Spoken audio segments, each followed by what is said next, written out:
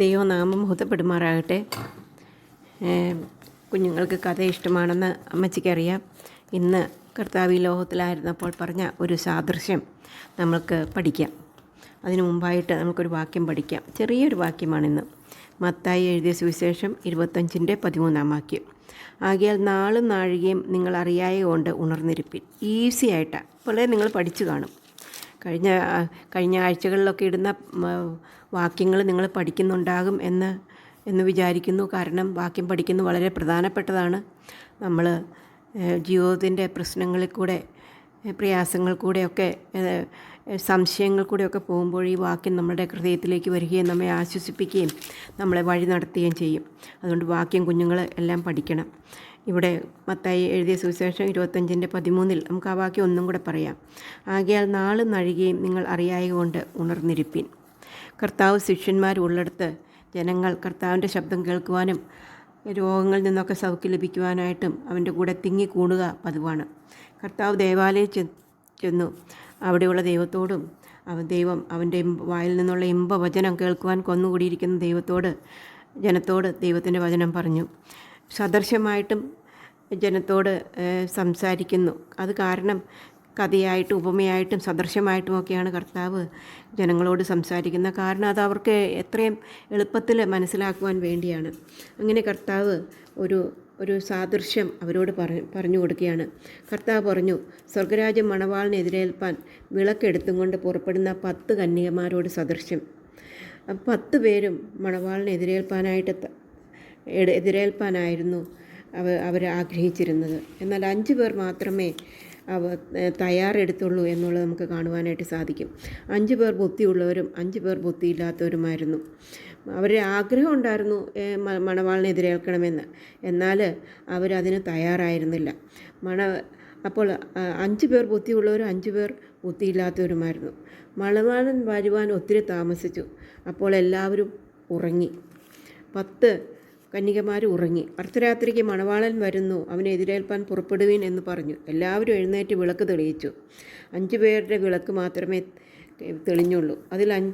അതിൽ മാത്രമേ എണ്ണയുണ്ടായിരുന്നുള്ളൂ. മറ്റ് 5 പേരുടെ വിളക്കിൽ എണ്ണയില്ലായിരുന്നു. അതുകൊണ്ട് വിളക്ക് കെട്ടുപോയി.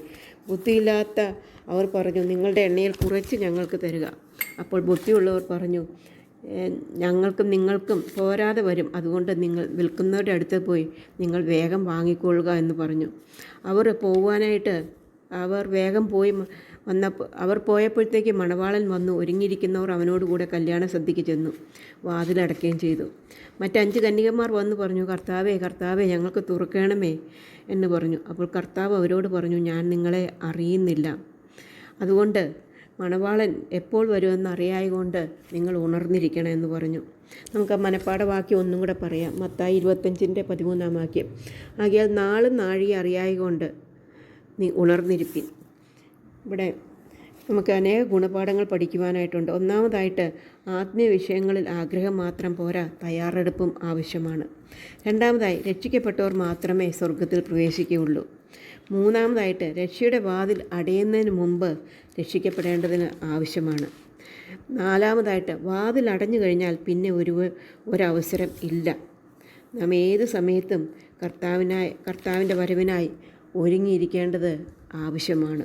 ഒരുങ്ങിയും ഉണർന്നും ഇരിക്കേണ്ടത് ആവശ്യമാണ്. നമുക്ക് പ്രാർത്ഥിക്കാം. ഞങ്ങളുടെ സ്നേഹവാനായ ദൈവമേ, ഈ നല്ല സമയത്തിനായിട്ട് സ്തോത്രം. കർത്താവെ, ഇന്ന് ഞങ്ങൾക്കെന്ന വചനത്തിനായിട്ട് സ്തോത്രം. ഞങ്ങൾ കർത്താവിനെ ഹൃദയത്തിൽ സ്വീകരിച്ച് കർത്താവിൻ്റെ മക്കളായിട്ട് തീരണം, രക്ഷിക്കപ്പെടണമെന്ന് കർത്താവ് ആഗ്രഹിക്കുന്നു. പരിശുദ്ധാത്മാവ് രക്ഷിക്കപ്പെടുമ്പോൾ ഞങ്ങൾക്ക് ലഭിക്കും എന്ന് ഞങ്ങൾ അറിയുന്നു. കർത്താവെ, അങ്ങനെ രക്ഷിക്കപ്പെട്ടവരായിട്ട് കർത്താവ് എണ്ണയുള്ളവരായിട്ട് ജീവിപ്പാൻ ഞങ്ങളെ സഹായിക്കണമേ. കർത്താവിനായിട്ട് ഒരുങ്ങി കാത്തിരിപ്പാൻ ഞങ്ങളെ സഹായിക്കണമേ. ഞങ്ങളുടെ ജീവിതത്തിൽ കർത്താവ് എപ്പോഴാണ് വരുന്നതെന്ന് ഞങ്ങൾക്കറിയത്തില്ല. എന്നാൽ ഒരുക്കമുള്ളവരായിട്ടിരിപ്പാൻ സഹായിക്കണം. പാപങ്ങളിൽ നിന്നും അതിക്രമങ്ങളിൽ നിന്നും കർത്താവെ ഞങ്ങളെ വിടുവിക്കണമേ. നല്ല കുഞ്ഞുങ്ങളായിട്ട് ജീവിപ്പാൻ ഞങ്ങളെ സഹായിക്കണമേ. പരീക്ഷയിൽ നിന്ന് ഞങ്ങളെ വിടുവിക്കണമേ.